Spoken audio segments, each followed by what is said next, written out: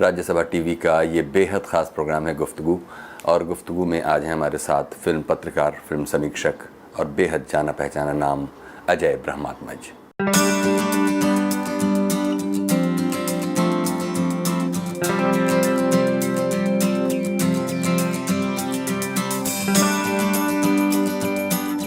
अजय ब्रह्मात्मज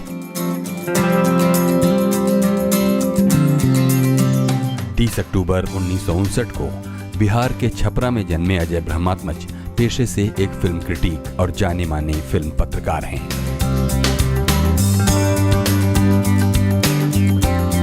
अजय ब्रह्मात्मज ने दिल्ली के जवाहरलाल नेहरू विश्वविद्यालय से शिक्षा हासिल की। जिस दौर में अजय का बचपन बीता, उस दौर की फिल्मों को अच्छी नजर से नहीं देखा जाता था, या यूं कहे कि फिल्मों को दोयम दर्जे का माना जाता था। शायद यही वजह थी कि अजय की फिल्मी दुनिया में दिलचस्पी बढ़ती गई। कुछ संयोग ऐसे बने कि माया नगरी की चकाचौंध भरी दुनिया को समझने, उसे जानने की ललक ने उन्हें मुंबई पहुंचा दिया।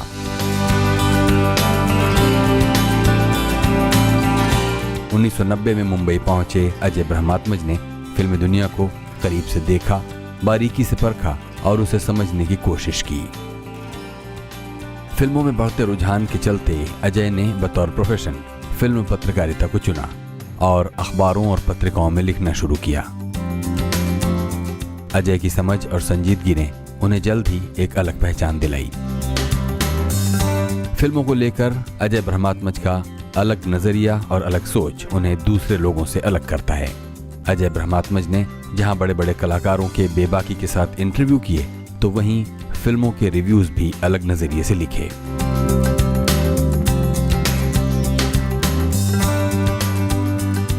अजय ब्रह्मात्मज उन चंद लोगों में शुमार हैं जिन्होंने न सिर्फ फिल्म पत्रकारिता के स्वरूप को बदला, बल्कि उसे एक नया आयाम भी दिया। अजय ने फिल्म पत्रकारिता को गॉसिप से इतर बातचीत और विचार विमर्श का विषय बना दिया। अजय ब्रह्मात्मज मुंबई के एक प्रमुख हिंदी दैनिक में बतौर फिल्म प्रभारी कार्यरत हैं और फिल्मों के साथ साथ फिल्मी दुनिया पर बखूबी नजर रखे हुए हैं। बहुत बहुत स्वागत है अजय जी प्रोग्राम में। जी नमस्कार। हमें बताइए, शुरुआती अपने कुछ बरसों के बारे में बताते हुए इस तरह बताइए कि आपका जन्म वगैरह कहाँ हुआ और सफ़र कैसे कैसे गुजरता हुआ आप एक फिल्म पत्रकार बने। वैसे तो बहुत विस्तार में जाने पर लंबी कहानी बन जाएगी जी। मैं बिहार में छपरा में पैदा हुआ। छपरा मेरा ननिहाल हुआ और मेरे पिता ट्रांसफरेबल जॉब में थे, तो हमेशा उनके साथ घूमता रहा मैं और इधर उधर जाता रहा। बीच में कुछ वक्त ऐसा रहा कि पढ़ाई में मेरा मन नहीं लग रहा था, तो माता पिता ने हर उस जगह भेजने और हर उस रिश्तेदार के पास रखने की कोशिश की जहाँ मैं संभल जाऊँ और जहाँ सुधर जाऊँ। लेकिन शायद ये कुछ ऐसा था मेरे साथ अंदर, कुछ टेढ़ा कीड़ा पड़ा हुआ था कि 12वीं तक लगभग स्थिति बदतर ही होती गई और फाइनली पिताजी ने कहा कि अगर आपसे ऐसा नहीं हो सकता तो आप खेती कर लें। तो मैं बहुत खुश हुआ कि चलो अब खेती करने में मज़ा आएगा, क्योंकि खेतों में मैं जाता रहा था। तो खेती 2 साल मैंने की, फिर लगा कि नहीं ये ज़्यादा मुश्किल काम है, इससे आसान काम पढ़ाई है। तो फिर से मैं पढ़ाई की तरफ लौटा और इंटर कैसे भी मैंने पास कर लिया। मैट्रिक कर्पूरी डिवीज़न से किया था, इंटर भी ग्रेस से किया, ग्रेस मार्क्स से। लेकिन हिंदी में एक रुचि थी और पिता मेरे साहित्यकार थे, तो वो दिनमान और सारिका ये 2 पत्रिकाएं घर पे लाया करते थे। वो बहुत बचपन से शौक़ जैसा हो गया कि उनकी पत्रिकाएं जो चोरी से भी पढ़ना और उनके सामने भी पढ़ना, तो ये एक शौक़ जागा था। तो उनकी मेरी हिंदी में रुचि देख करके उन्होंने कहा कि चलो तुम्हारा हिंदी में एडमिशन करवा देते, तुमसे साइंस और बायोलॉजी और ये सब नहीं होगा। इंजीनियर डॉक्टर बनने की ख्वाहिश जो थी वो उनकी नहीं पूरी हो पाई। तो फिर उन्होंने दरभंगा भेजा मुझे, और दरभंगा में मुझे जो शिक्षक मिले और मित्र मिले, उनकी संगत में आने के बाद से जो संगत से गुण आते हैं, तो मेरे पास संगत से गुण आया और फिर मैंने वहाँ यूनिवर्सिटी में टॉप किया हिंदी में। रामधारी सिंह दिवाकर जो बहुत महत्वपूर्ण साहित्यकार हैं बिहार के, वो मेरे गुरु थे। और दोस्तों में जो एक अमिताभ बच्चन, उनका सही नाम है वैसे, और दिल्ली में रहते हैं वो, और अभी अमिताभ के नाम से लिखते हैं, और दूसरे मित्र मोहन, ये 2 लोग थे। और वहाँ एक मेरे फूफा जी थे, उनका परिवार था, लाल साहब दरोगा। तो इन सब की संगत में बहुत सुधर गया मैं, और बहुत ही अच्छा और लायक किस्म का बना। फिर उसके बाद ऐसा लगने लगा कि दरभंगा मेरे लिए बहुत छोटा है, और शायद जो मैं चाहता हूँ वो मुझे यहाँ नहीं मिल सकता। तो एक दिन ऐसा तय हुआ कि मैं और मेरे 2 मित्र, एक अमिताभ खुद और एक सुमन, जिनका सीपी झा नाम है और यूएनआई के पत्रकार रहे हैं, हम तीनों एक रात ट्रेन में बैठे और दिल्ली आ गए। और दिल्ली आने के बाद फिर जेएनयू में एडमिशन हुआ, और जेएनयू में पढ़ा लिखा मैं। वहाँ से मैंने एमए हिंदी में किया, एमफिल हिंदी में किया, पीएचडी कर रहा था। लेकिन तभी हालात ऐसे बन गए थे राजनीतिक वजह से कि ये तय हो गया कि मैं अध्यापक नहीं बन सकता, लेक्चरर नहीं बन सकता। कुछ गुरुओं की इनायत थी, मतलब वो अच्छी बुरी जैसी भी कहें, इससे ये तय हो गया। तो इसी बीच मुझे ऑफ़र मिल गया कि चीन जाओगे क्या। तो मैं वामपंथी रुझान का और एसएफआई में था, एक्टिविस्ट था। तो एक रुचि थी कि चीन जाया जाए, देखा जाए कम्युनिस्ट देश कैसे चलता है। और इस चक्कर में मैं, और खाने, मतलब चीनी खाना ओरिजिनल खाने को मिलेगा, ये भी एक बड़ा कारण था मेरा चीन जाने का। गया था मैं 1 साल के लिए और रह गया 5.5 साल। फिर जब लौट के आया, मेरी पत्नी भी गई थी, लेकिन उनका दिल वहाँ नहीं लगा और वैसी संभावनाएं उनके लिए नहीं थी, तो वो लौट आई थी। और फिर वो आने के बाद यहाँ उन्होंने मुंबई में एक बड़ी कंपनी में ज्वाइन कर लिया था, हिंदी अधिकारी के तौर पर। और फिर हम लोग के डिस्टेंट रिलेशन चल रहे थे, मतलब मैं वहाँ, वो यहाँ, मैं पिकिंग में, वो बॉम्बे में। फिर ऐसा तय हुआ कि नहीं, मुझे भी लौट आना चाहिए, क्योंकि वो वहाँ आ नहीं सकती थी। मेरे लिए था कि मैं संभावनाएँ खो सकता था, तो मैं आ गया। आने के बाद से फिर मैंने अखबारों में लिखना शुरू किया और संपादकीय पेज पर लिखता था, भारतीय राजनीति पर, अंतर्राष्ट्रीय संबंधों पर, सामाजिक मुद्दों पर, ओपेड पेज पर और एडिटोरियल पेज जो होता है वहाँ के लिए लेख लिखता था मैं। लेकिन एक समय आया कि वैचारिक वजहों से वहाँ से मुझे दरकिनार किया गया। तो बहुत दिक्कत सी हो गई कि आखिर करूँ क्या, खुद को कैसे व्यस्त रखूँ। तो उस समय मेरे यहाँ बॉम्बे में 2, एक रिश्तेदार और एक दोस्त कह लें, इरफान जो एक्टर हैं, उनसे पुराना परिचय था, और ईशान मेरे रिश्तेदार हुए, बहनोई हुए। उन दोनों ने कहा कि भैया आप फिल्म पत्रकारिता करें, यहाँ पे ज़्यादा राजनीति नहीं है और लोग समझते भी नहीं हैं, तो ये ज़्यादा बेहतर रहेगा। और मुझे कहने में शर्म नहीं है, तब मैंने कहा था कि इतना पढ़ने लिखने और सारी जानकारी के बाद मैं फिल्म पत्रकार क्यों बनूँ। फिल्म पत्रकारिता को लेके जो धारणा भारतीय समाज में है, लगभग वैसी ही धारणा मेरी भी उस समय थी। और फिर ये था कि यार वो सुनील शेट्टी का इंटरव्यू करना पड़ेगा। माफ़ करें, सुनील शेट्टी जो मैं बाहर से देख पा रहा था, अंदर आने के बाद जब उनसे परिचय हुआ तो बहुत ही नेक इंसान, एक अच्छे व्यक्ति, और एक व्यक्ति कोई भी संघर्ष करके कैसे आगे आ सकता है, इसकी मिसाल है वो। लेकिन तब बाहर से ये धारणा थी यार ऐसे इंटरव्यूज़ करने पड़ेंगे। लेकिन इरफान ने मुझे कहा कि नहीं, ऐसा नहीं है।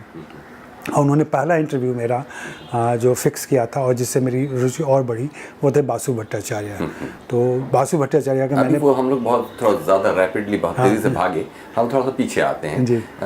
दिल्ली से सीपी झा के साथ, और शायद कोई और दोस्त रहा होगा जिसके साथ आप जब मुंबई आए, तो यहाँ से आप चीन गए? नहीं, मैं दिल्ली जेएनयू से ही अपनी पढ़ाई छोड़ के, पीएचडी छोड़ के चीन चला गया था।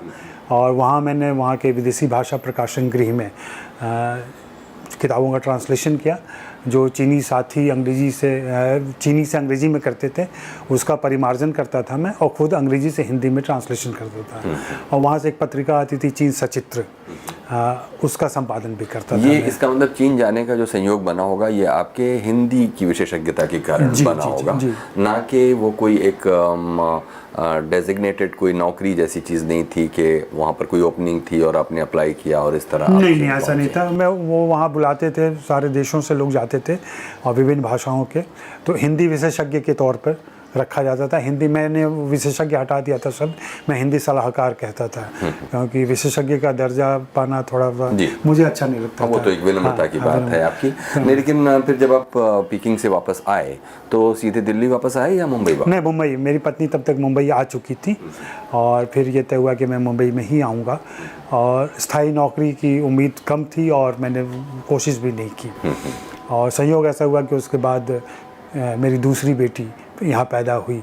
और फिर बम्बई जैसे शहर में जो समस्याएं होती हैं कि आपको सपोर्ट सिस्टम नहीं मिलता वैसा, जैसा छोटे शहरों में हो जाता है, तो ये तय हुआ कि चूँकि पत्नी की नौकरी पक्की है और अच्छी सैलरी की है तो वो कंटिन्यू करें और मैं घर पे रहूँगा और मैं घर से ऑपरेट करूँगा, घर से काम करूँगा, फ्रीलांसिंग करूँगा। तो इसी फ्रीलांसिंग के दौर में मैंने संपादकीय पेज पर लिखना, और मुंबई शहर में तब ज़्यादा अखबार हुआ करते थे, सांध्य अखबार थे और दैनिक अखबार थे, तो उसमें लिखना शुरू किया। और ये अमूमन होता था कि तब मैंने ऐसा कर दिया था लगभग कि मुंबई के कम से कम 2 अखबारों में मेरा नाम आप ज़रूर देखेंगे। तो इस रफ्तार से मैं लिख रहा था। कौन सा साल रहा होगा जब आप पीकिंग से मुंबई वापस आए होंगे? ये 91 की बात है। 91 से लेकर के और 99 तक मैंने फ्रीलांसिंग की है मुंबई शहर में। और जो लोग कहते हैं कि फ्रीलांसिंग में और हिंदी में पैसे नहीं हैं या आजीविका नहीं चल सकती है, उसको मैंने झुठलाया था, क्योंकि जो स्टाफ होते हैं, जो रेगुलर पत्रकार होते हैं, उनसे ज़्यादा पैसे मैं फ्रीलांसिंग से ले आया करता था। 91 से 99 तक का जो ये पूरा पीरियड है, इसमें ज़्यादातर किन विषयों पर आप लिखते रहे? शुरू के समय तो ज़्यादातर राजनीति और तमाम मुद्दों पर लिखा। एक अच्छा संयोग बीच में ये बना था कि मैंने खाने का शौक़ मेरा शुरू से रहा है, तो ईटिंग आउट हिंदी में पहली बार मैंने शुरू किया था, वो भी राहुल देव के कहने पर, जनसत्ता में। और जनसत्ता में वो कॉलम इतना पॉपुलर हुआ यहाँ पर कि नवभारत टाइम्स जो उसका प्रतिद्वंदी अखबार है, उसने भी कहा कि आप मेरे यहाँ भी खाने पे लिखिए। तो मैं दोनों अखबारों में खाने पर रविवार को कॉलम लिखा करता था। तो एक जगह हिंदी की स्वाद यात्रा लिखता था मैं। स्वाद यात्रा के नाम से मतलब सारे जायके का सफ़र जो होता है, कहाँ से खाना चलाओ, कहाँ पहुँचाओ, कैसे क्या, उसमें तब्दीलियाँ आती गई। और जनसत्ता में जो था वो ईटिंग आउट था, तो रेस्टोरेंट रिव्यू जो होते हैं वो करता था मैं। और इसके अलावा टीवी पर लिखना, फिल्मों पे लिखना। फ्रीलांसर होने के बाद से फिर ये आपकी मुट्ठी में या आपकी इच्छाओं पर नहीं रहता कि आप किस पर लिखें। आपको कहा जाता है, और मैं अंतरिक्ष और विज्ञान पे नहीं लिखता था, बाकी ये इंटरेस्ट था। और जेएनयू का संगत, जेएनयू के लोगों की जानकारी और जेएनयू से जो मिला ज्ञान है और एक सारी चीज़ों के बारे में एक ओवरऑल जानकारी जो आप रखते हैं, और सबसे बड़ी बात जो जेएनयू ने दिया और आज भी देता है, एक पूरा पर्सपेक्टिव किसी भी चीज़ को देखने का, किसी भी चीज़ को समझने का, तो वो एक मिला हुआ था। तो ये था कि आप किसी भी विषय पर कहें तो थोड़ी सी मेहनत करने के बाद उस पर लिखा जा सकता था, और वो मैंने किया। तो ये ज़्यादातर 97 तक कह लें कि ज़्यादातर मैं विभिन्न विषयों पर लिखता रहा, कोई एक विषय तय नहीं था। और मैं ट्रांसलेशन भी करता था, और ट्रांसलेशन करने में उस समय ये हुआ कि मेरी रुचि जो फिल्मों की तरफ बढ़ी, उसमें यह था कि फिल्म फेयर अंग्रेज़ी में आता था, तो उसका हिंदी ट्रांसलेशन मैं करता था रातों रात। और स्क्रीन भी अखबार था एक जो अंग्रेज़ी में आता था, उसका भी हिंदी ट्रांसलेशन करता था। और उस समय उस ट्रांसलेशन की वजह से मेरी फिल्मी जानकारी भी ज़्यादा बढ़ी। एक सामान्य रुचि जो फिल्मों में एक आम भारतीय दर्शक की होती उतनी थी मेरी, थोड़ी उससे ज़्यादा थी। लेकिन यहाँ आने के बाद जब मैंने लोगों के ट्रांसलेशन, लोगों के इंटरव्यूज़ पढ़ने और ट्रांसलेशन के, तो ज़्यादा रुचि बढ़ी। और तब तक ये इरफान और ईशान की तरफ से भी ये सहयोग मिला, तो मैं घुसता चला गया। उस समय में मैं 2 लोगों का नाम लेना चाहूँगा। नवभारत टाइम्स के संपादक तब विश्वनाथ सचदेव हुआ करते थे, उन्होंने काफ़ी मदद की और मुझे बढ़ावा दिया, छापा खूब। और वहाँ पे जो फिल्मों के इंचार्ज थे सुमंत मिश्र ने मेरी काफ़ी मदद की, और उन्होंने लोगों से मिलवाना, पार्टियों में भेजना, इंटरव्यू के लिए भेजना, ये सारे मौके उन्होंने दिए। देखिएगा, लेकिन इस बीच में जेएनयू में जो एक बहुत ही अच्छा ब्राइट छात्र, जिसकी लगभग संभावना ये बन गई थी कि वो वहाँ पर अध्यापक बनकर अपना भविष्य संवार सके, परिस्थितियों ने कुछ उसको ऐसा बनाया कि उसे पीकिंग जाना पड़ा। पीकिंग तो फिर भी एक शायद गरिमापूर्ण काम रहा होगा, लेकिन लौटने के बाद वो सब कुछ एक सर्वाइवल की लड़ाई 1991 से 1999 या 97 तक, ये उस तरह की जद्दोजहद की कुछ नहीं बन पाए, तो चलो कुछ करके रोटी कमाएं। नहीं, ऐसा मेरे साथ कभी नहीं रहा। मेरा एक शुरू से मानना है, और हम जो दोस्त हैं जेएनयू से निकले हुए ऐसे, कि हमें जिस हाल में रखोगे हम जी लेंगे। ये एक सिद्धांत है मेरा कि हमें जीना आता है, और जिस भी फील्ड में रहेंगे, ये तो तय था कि जहाँ भी रहेंगे वहाँ कुछ करेंगे और बेहतर करेंगे। तो ये उम्मीद शुरू से थी और कह सकते हैं मैं कॉर्नर होके पहुंचा। मैं किसी मजबूरी में मैं वहाँ नहीं आया था।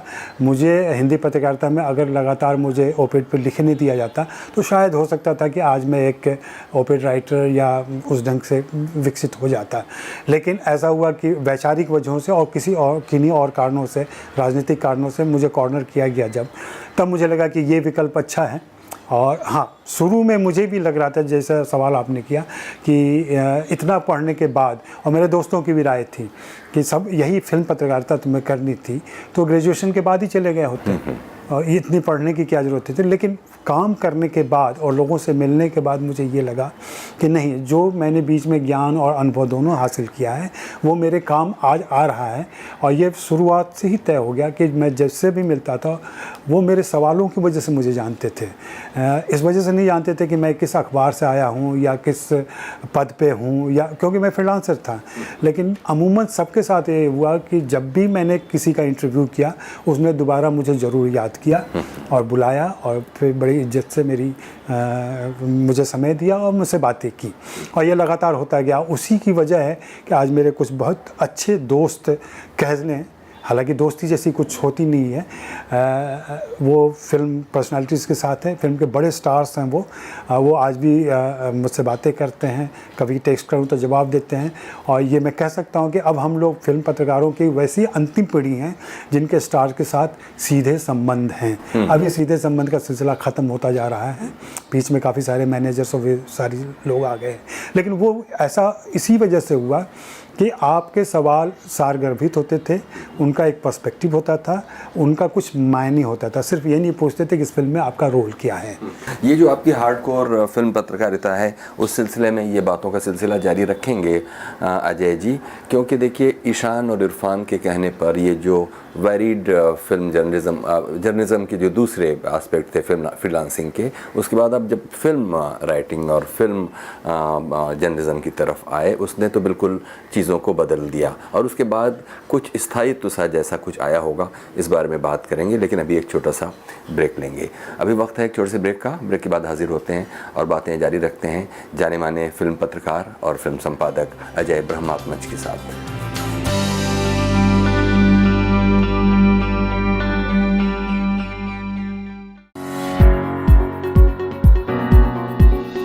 राज्यसभा टीवी का ये बेहद खास प्रोग्राम है गुफ्तगू।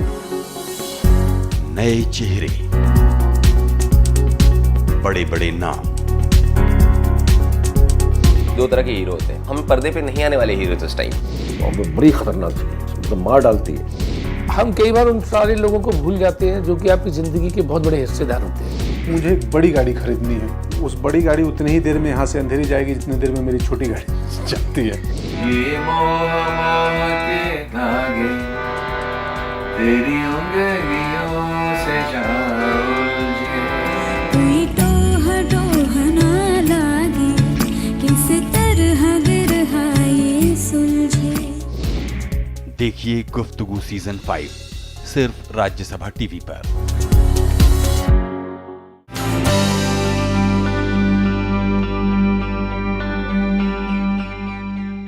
स्वागत है एक बार फिर से। प्रोग्राम है गुफ्तगू, और गुफ्तगू में आज है हमारे साथ जाने माने फिल्म पत्रकार और फिल्म संपादक अजय ब्रह्मात्मज।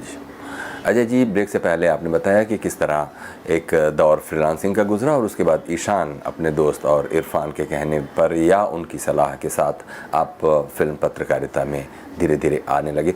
फिर उसके बाद जो स्थायित्व का दौर आया वो कहाँ से आया? फ्रीलांसिंग में कर रहा था और लोगों को पसंद भी आ रहा था काम मेरा, और डिमांड लगभग ऐसा हुआ कि देश के सारे अखबार और पत्रिकाएं को ज़रूरत होती है फिल्मी सामग्रियों की, और मेरे पास लोगों के ख़त आने लगे थे, फ़ोन आने लगे थे कि भाई ये चाहिए वो चाहिए। डिमांड पे मैं लिखने लगा था, तो उस हिसाब से मुझे कोई दिक्कत नहीं थी, लेकिन एक अनिश्चितता तो थी उसमें कि कब कहाँ लेख छपेगा, कब पैसे आएंगे। और इस बीच में एक मित्र हैं जो दैनिक जागरण में थे और बीच में वो मुंबई आए थे। उन्होंने जब मुझे याद है कि डैनी के साथ में कुछ बातें कर रहा था, डैनी डेंजोग्स के साथ, तो उन्होंने मेरी बातें सुनी थी और उनकी मेरी में रुचि हुई। उन्होंने मुझसे बातें की और कहा कि आप नियमित क्यों नहीं अखबार में आ जाते हैं। तब ये तय हुआ कि ठीक है, मैं बात करता हूँ। मैं दिल्ली गया और दिल्ली में दैनिक जागरण के संपादक संजय गुप्ता जी से मेरी बात हुई। संजय गुप्ता जी ने मुझ पर भरोसा किया और उन्होंने मुझे ये जिम्मेदारी सौंपी। तब मैं फिल्म प्रभारी के तौर पर दैनिक जागरण में ज्वाइन किया। 1999 की ये बात है। तो उसके बाद से फिर फिल्मों का नियमित लेखन और अखबारों की जिम्मेदारी, उनके फिल्म परिशिष्ट होते हैं वो, और फिल्मों में रंगीन पेज आने लगे थे सिनेमा के, ये सारा ज़रूरी हो गया था। तो ये सारा लगभग एक साथ ही हुआ। और मैं जो हिंदी अखबारों की वजह से फिल्म पत्रकारिता का एक नए ढंग से विकास हुआ, तो उसमें कहीं ना कहीं मैं शामिल रहा हूँ। मैं ये तो नहीं कहूँगा कि मैंने उसको कोई शेप दिया है, लेकिन मैं लगातार उससे जुड़ा रहा और थोड़ी बहुत चीज़ें बेहतर करने की कोशिश करता रहा। तो वो सिलसिला आज भी चल रहा है और आज भी मैं उसी लगन और उसी उत्साह के साथ लगा रहता हूँ। मेरे नए युवा मित्र जो मेरे सहकर्मी भी हैं और बाहर के भी दोस्त हैं, उनको भी ताज्जुब होता है कि अजय अभी भी आप नाम के लिए लड़ते हो, अभी भी आप इंटरव्यू के लिए लड़ते हो, आप मिलने जाने की कोशिश करते हो, आप मिलते हो, घंटों बिताते हो और छपता क्या है 500 शब्द।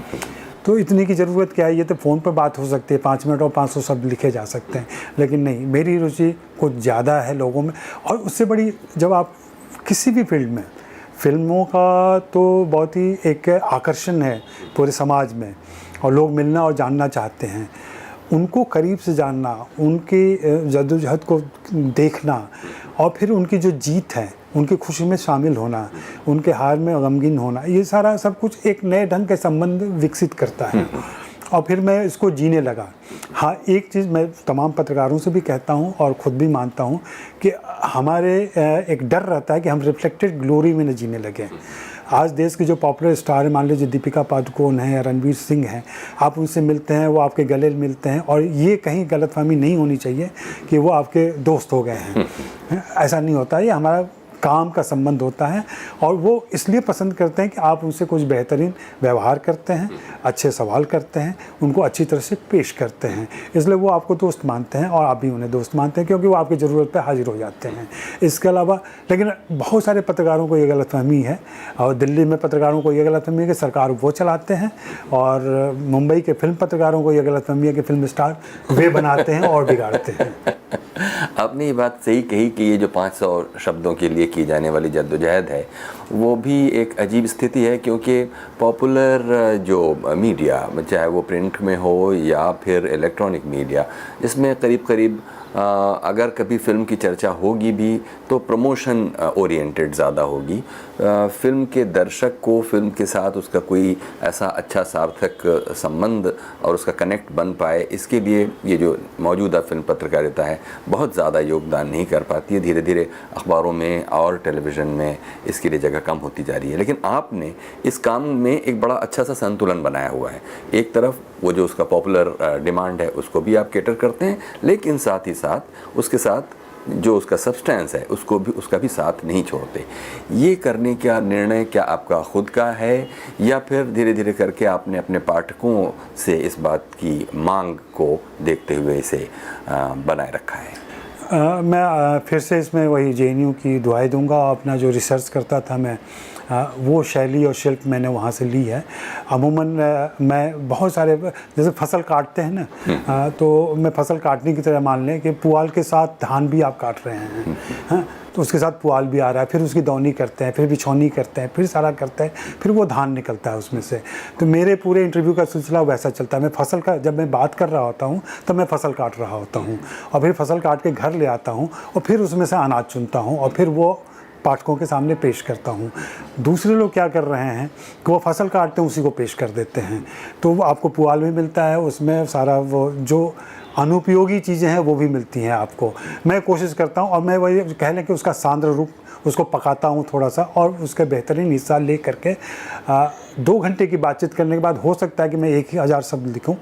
और चूँकि मैंने हिंदी से पढ़ाई की और हिंदी की शब्द संपदा मेरे पास है, तो उन शब्दों को भी मैं इस्तेमाल करता हूँ और उस पर्सपेक्टिव के साथ रखता हूँ।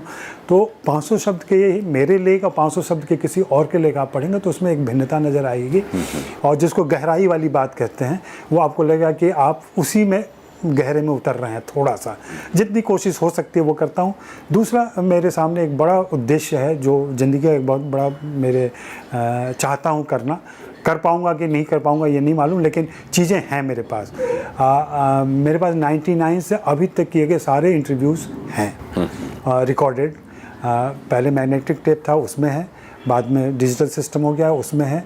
ये किसी दिन या तो मैं ओरल म्यूज़ियम खोलूँगा इसका, जो सारे इंटरव्यूज़ मेरे पास हैं, या फिर मैं किसी को चाहे नेशनल आर्काइव में जा कर के जमा कर दूंगा या किसी और को दे दूंगा, क्योंकि ये सारी इतनी बड़ी थाती है मेरे पास, इतनी बड़ी पूंजी है जो पैसों में नहीं काउंट की जा सकती। ये ऐसी ज्ञान संपदा है, अनुभव संपदा है जो मुद्रा में नहीं तब्दील की जा सकती, या किया भी जा सकता है। आने वाले समय में क्या होगा नहीं मालूम, लेकिन ये इंटरव्यूज़ मैं करता रहा हूँ। और जैसा आपने कहा कि क्यों करता हूँ मैं, तो सभी को मालूम है कि मैं एक चवन्नी चैप नाम से ब्लॉग चलाता हूँ।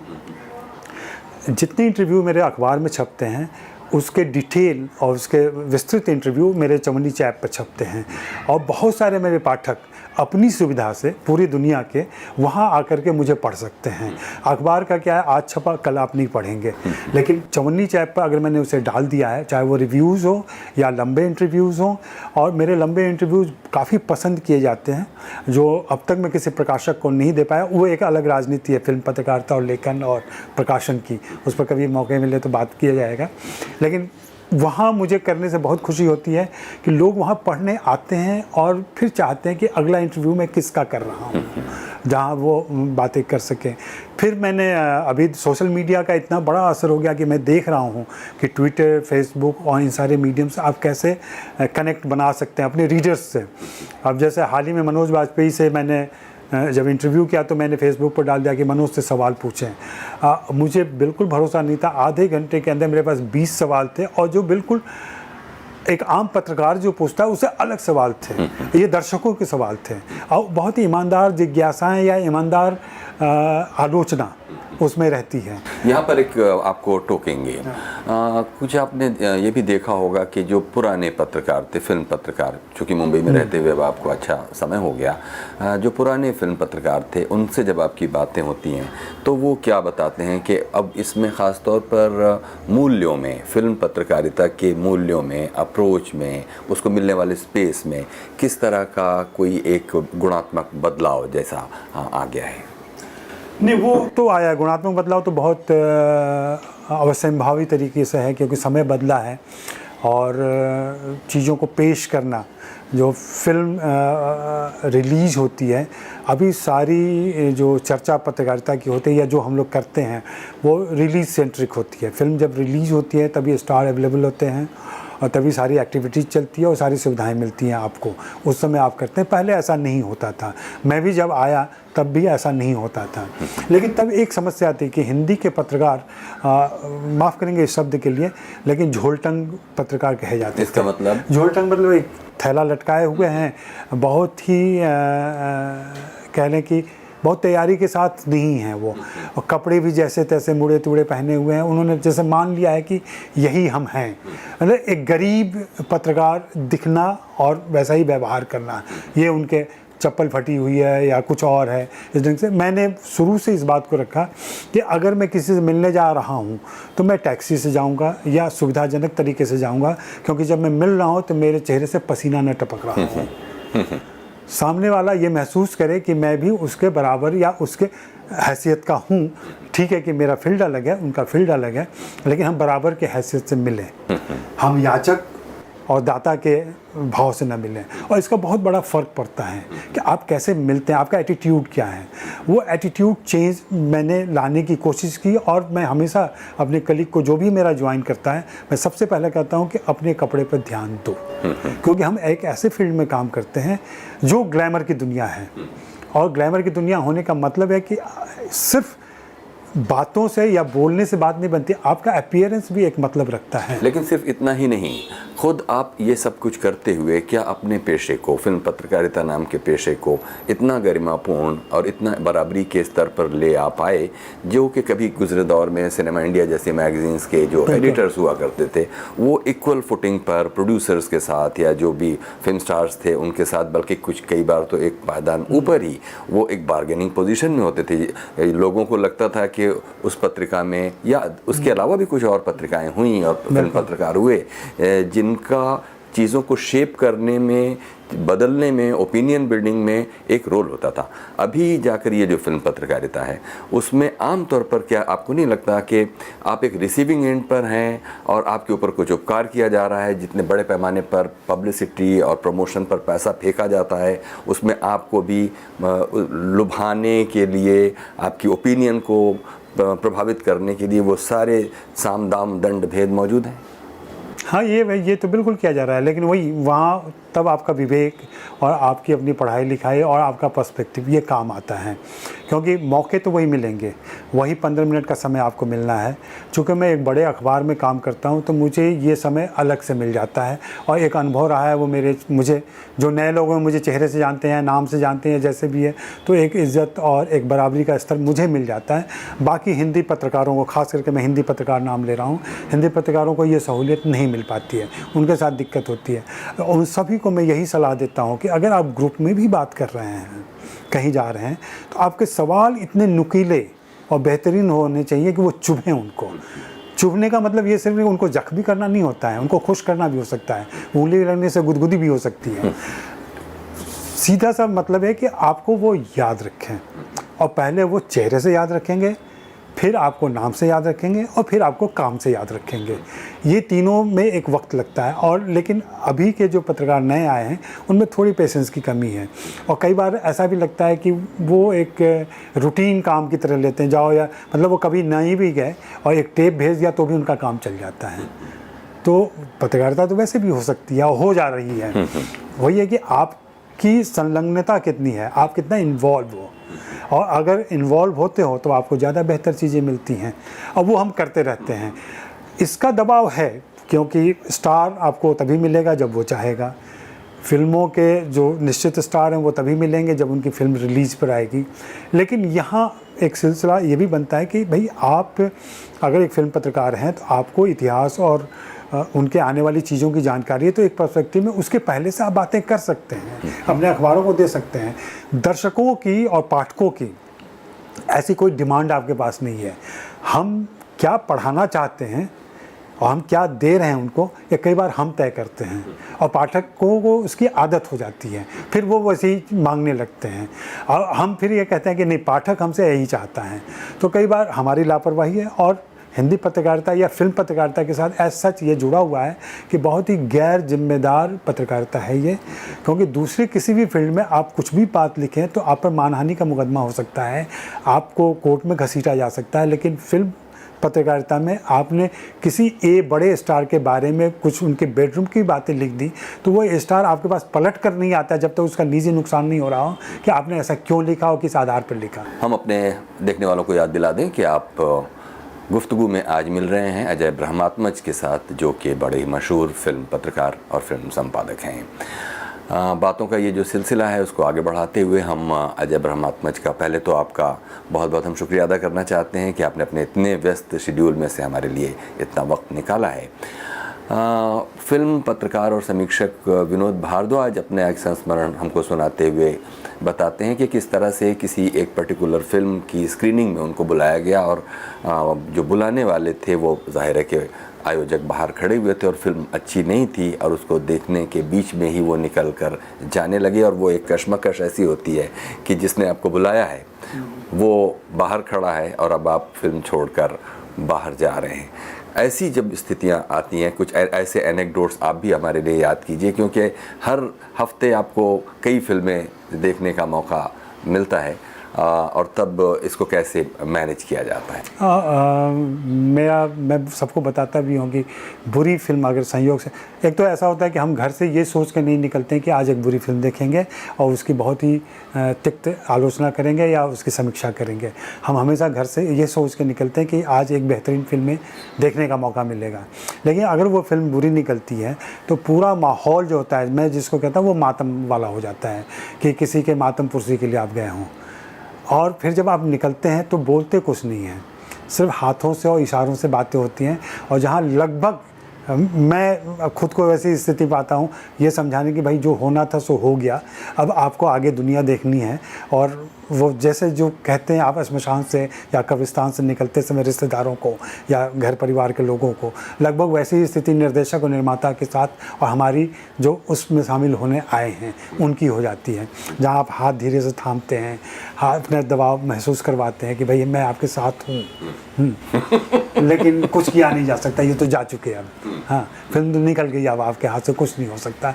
तो बहुत ही कह लें हास्यास्पद होता है वो, लेकिन ये डेली रूटीन है। दूसरा, फिल्म अच्छी होती है ना तो किसी को कहने की ज़रूरत नहीं होती है। 15 मिनट और इंटरवल आते आते पूरे गहमा गहमी हो जाती है थिएटर के अंदर। लोग जानना चाहते हैं कि ये नया कलाकार कौन है, ये नया डायरेक्टर कौन है, या पुराने लोग आए तो उनका नंबर जुटाओ यार, फ़ोन करना होगा, इतनी अच्छी फिल्म बना दी है उसने। ऐसा भी होता है।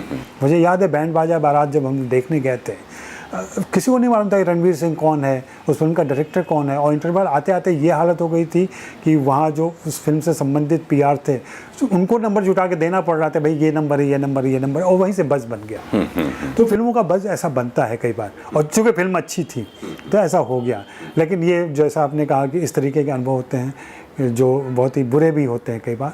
सबसे अच्छा मुझे जो व्यक्तिगत तौर पर जिन लोगों के साथ भी मैं मिला या जिनके साथ समय गुजारा या जिनके साथ बातें हुई, मैंने सब में एक बड़ा ही मानवीय पक्ष देखा जो उनके चमकदार चेहरे से बिल्कुल अलग होता है।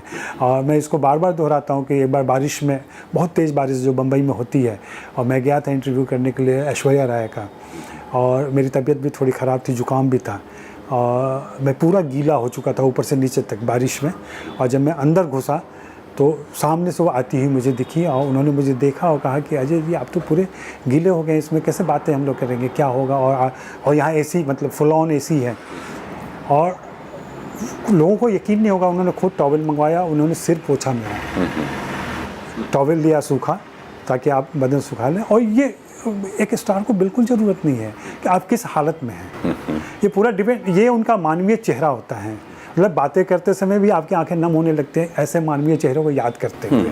तो ऐसे बहुत सारे किस्से हैं मेरे पास जो लोगों ने, या अक्षय कुमार हैं, सलमान खान जी ने इतना दुष्ट व्यक्ति माना जाता है, वो उनका भी एक बहुत बड़ा मानवीय पक्ष है।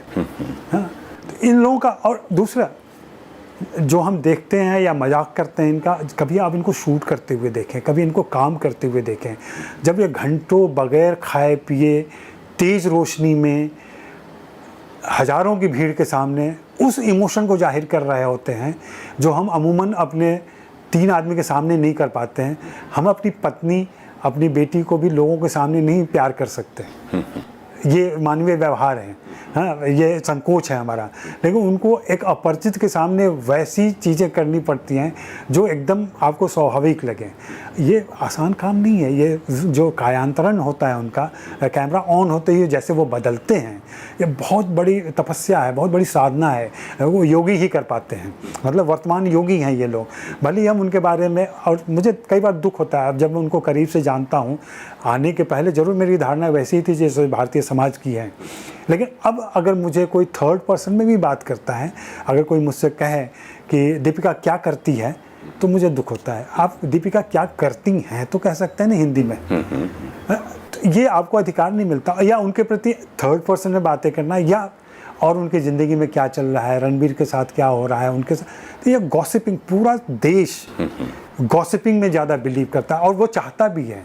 मैं व्यक्तिगत तौर पर अगर किसी से मिल रहा होता हूँ तो लोगों की ये शैली, शिल्प, इतिहास, कहानी में ज़्यादा रुचि नहीं रहती है। उनकी ज़िंदगी में क्या चल रहा है, उनके बेडरूम में क्या चल रहा है, उनके प्यार में क्या चल रहा है। और इधर लगातार मैंने देखा है कि जब मैं टीवी वाले आते हैं, बाइट्स लेने आते हैं, पुराने स्टार्स के बारे में बातें करते हैं, तो सबके मन में ये जानने की इच्छा होती है। और जो मैंने देखा कि सारे सवालों का सार ये होता है कि वो हम बिस्तर तो हो गए थे ना, हमारी पूरी कोशिश ये जानने की रहती है उनके प्यार के संबंध कितने मजबूत हुए, कैसे बने, ये नहीं है। क्या होता है कि जब आप एक फ़िल्म शूट कर रहे हैं, 50 दिन एक साथ हैं, तो एक दूसरे के साथ बहुत ही संबंध नज़दीकी बनेंगे, ये स्वाभाविक बात है। आप विपरीत लिंग के हैं तो और ज़्यादा बनेंगे। उसमें हो सकता है कोई भावुक क्षण भी हो, लेकिन हमारी रुचि उस भावुक क्षण और उस काम में नहीं है, उसके नतीजे से काम कैसा हुआ है, हमारा है कि उसका हुआ क्या। और ये गॉसिपिंग का तरीका है। अब धीरे धीरे इतने सालों के अभ्यास के बाद मैंने थोड़ा सा महसूस किया है कि कहीं ना कहीं एक क्लास स्ट्रगल भी हमारा चल रहा होता है। सारे पत्रकार हम या तो लोअर मिडिल क्लास से आते हैं या मिडिल क्लास से आते हैं। फिल्म की बिरादरी जो है वो चाहे किसी भी क्लास से आती हो, कामयाब होने के बाद से वो अपर क्लास की हो जाती है। तो हमारा एक वर्ग संघर्ष जो शब्दों में बगैर कहे हुए चल रहा होता है कि हम में उनसे एक नफ़रत सी रहती है, उनकी अमीरी से, उनकी नफासत से, उनकी सारी चीज़ों से। तो हम उसमें हमेशा नुक्स खोजने की कोशिश करते हैं। इसलिए हम व्यक्तिगत ज़िंदगी को पत्रकारिता में लाने की कोशिश करते हैं। लेकिन जैसे ही आप फिल्मों पर बात करेंगे, फिल्मों की मेकिंग पर बात करेंगे, तो ये सारी चीज़ें दरकिनार हो जाती हैं और छोटी हो जाती हैं। क्योंकि आज कोई याद नहीं करता कि राजेश खन्ना की ज़िंदगी में क्या हुआ था। आज हम उनके आनंद याद करते हैं, आज हम उनके सफ़र याद करते हैं, आज हम उनकी फिल्में नमक हराम से लेकर तमाम फिल्में याद करते हैं या पॉपुलर आराधना याद करते हैं। देखिए वो तो बात ठीक है, क्योंकि अब ये इंसान ही है जिसके अंदर अच्छाइयाँ और बुराइयाँ होती हैं और वो अपने स्टार्स के दोनों पहलुओं को देखना चाहता है। उस पर हम कुछ बहुत अच्छे बुरे का फैसला शायद ना ही करें तो ज़्यादा अच्छा है। ये ज़रूर है कि उनकी जो मेहनत है, जो जिस योगी होने की बात आप कर रहे हैं, उसकी तरफ ज़रूर नज़र रखी जानी चाहिए, क्योंकि उसके बिना जो कुछ एंड प्रोडक्ट बनता है उसका फिर लुत्फ़ नहीं उठाया जा सकता। अजय जी, समय कुछ एक ऐसी चीज़ है जो हमें अब यहाँ पर धीरे धीरे रोकेगी। ये ज़रूर है कि आपके पास जो अनुभवों का ख़जाना है उसमें बहुत सारे ऐसे एरियाज़ थे जिस पर हम बात करना चाहते थे, लेकिन बिल्कुल चलते चलते आप हमको ये बताइए कि जिस पत्रकारिता को, फिल्म पत्रकारिता को जिसको आपने चुना है और जिसके भीतर आप बिल्कुल रमे हुए हैं, इसका जो सैचुरेशन का भी कोई एक पॉइंट होता है, वो भी क्या कभी आने वाला सा दिखता है? वो लग सकता है और वो होता भी है। कई बार लगता है कि अब आगे क्या। तो अब आगे क्या में जो मेरी अपनी धारणा है वो है कि एक म्यूज़ियम या जो मैंने इंटरव्यूज़ किए हैं उनको सिलसिलेवार तरीके से पुस्तक के रूप में लाने की कोशिश करूँ मैं, और जो दूसरों को फ़ायदा हो। दूसरा, मेरी हमेशा से कोशिश रही है और मैं जानता हूँ और ऐसा दिखता भी है कि पूरा उत्तर भारत प्रतिभाओं से कुलबुला रहा है और उनको हिंदी फिल्मों में आने की ज़रूरत है। मेरी हमेशा से ये कोशिश रही है कि हिंदी फिल्म इंडस्ट्री के जो कामयाब लोग हैं और उनको उत्तर भारत से जोड़ूं मैं।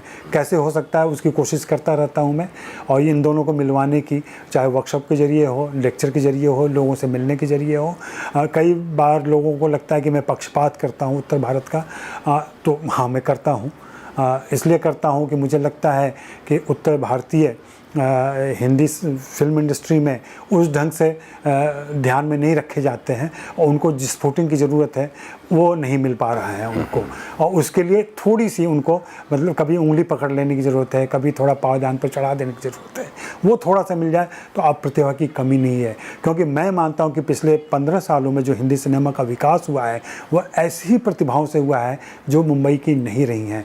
अब सिंपली बहुत छोटा सा समय है तो मैं बताना चाहूँगा कि फिल्म इंडस्ट्री के जो लोग फिल्में बना रहे हैं उनकी फिल्में आप देखें तो या वो सीक्वल बना रहे हैं, या फ्रेंचाइजी बना रहे हैं, या रीमेक बना रहे हैं ज़्यादातर लोग, या फिर घिसे पीटे वही फार्मूले बना रहे हैं। जबकि बाहर से आए फिल्म मेकर जो पिछले 15 सालों में देश के अनेक कोनों से आए हैं, चाहे वो अनुराग कश्यप हों, विशाल भारद्वाज हों, इम्तियाज़ अली हों, अनुराग बसु हों, इवन मधुर भंडारकर हों। मधुर भंडारकर को मैं बाहर का आदमी मानता हूं क्योंकि वो मुंबई के एक चौल से या ऐसे इलाके से आते हैं जो मुंबई नहीं है। ये इन सारे लोगों की फिल्मों से फिल्मों का विषय संबंधी विस्तार हुआ है, शिल्प में विस्तार हुआ है, कथ्य में विस्तार हुआ है, और ये ओरिजिनल कहानियाँ लेकर के आ रहे हैं। और इन्होंने, मैं इसको हिंदी सिनेमा का नया स्वर्ण युग कहता हूँ, दूसरा स्वर्ण युग है जो 50s में हमने देखा था। आप यकीन करें 20 साल के बाद ये पूरा दौर याद किया जाएगा कि इतनी सारी प्रतिभाएं एक साथ इतना सारा काम कर रही थी। और ये बहुत, मैं हिंदी सिनेमा के दूसरे सुनहरे दौर का मैं साक्षी रहा हूँ, तो इसको मैं लिखना चाहता हूँ, इसको बताना चाहता हूँ, उनको रेखांकित करना चाहता हूँ जो इन लोगों ने काम किया है और अभी तक अनसंग हैं। उनकी प्रतिभाओं का, उनके योगदान का मूल्यांकन नहीं हुआ है। और एक और व्यक्ति हैं जिनका मैं मूल्यांकन करना चाहता हूं, कभी मौका मिला, वो हैं श्याम बेनेगल। श्याम बेनेगल ने जो काम किया है, जो हिंदी सिनेमा में कंट्रीब्यूशन है उनका, उसको अभी तक रेखांकित नहीं किया गया है, उसको भी करने की ज़रूरत है। बहुत बहुत शुक्रिया अजय जी, आपने हमारे लिए इतना वक्त दिया। लेकिन मैं एक सवाल भूल गया आपसे पूछना, आपका नाम जो अजय के साथ ब्रह्मात्मज है, ये इतना मुश्किल है यारों के लिए प्रोनाउंस करना, ये क्या नाम आपके पिता ने ही रखा था? ब्रह्मा मेरी माँ का नाम था। मेरी माँ का नाम नंदिनी ब्रह्मा है, तो उस ब्रह्मा से ब्रह्मात्मज होंगे। ब्रह्मात्मज का मतलब ब्रह्मा के आत्मा से पैदा हुआ है, मतलब ब्रह्मा का बेटा। तो हम लोग ब्रह्मा के बेटे हैं, 4 बेटे हैं ब्रह्मा के, और मेरे 4 भाई। और मेरी बेटी ने सिर्फ कैरी किया है, वो कोशी ब्रह्मात्मज लिखती है, तो वो हम 5 लोग हैं पूरी दुनिया में। मतलब ये कि आपका नाम आपके पिता ने ही ये रखा है, मतलब उसमें आपने बाद में मेरा अपने कोई योगदान नहीं है। हाँ। बहुत बहुत शुक्रिया अजय जी, आपने हमारे लिए इतना वक्त दिया। ये थे जाने माने फिल्म पत्रकार और फिल्म संपादक अजय ब्रह्मात्मज। कुछ कहना चाहते हो प्रोग्राम गुफ्तगू के आज के इस एपिसोड के बारे में, तो हमें ज़रूर लिखिए feedback.rstv@gmail.com पर।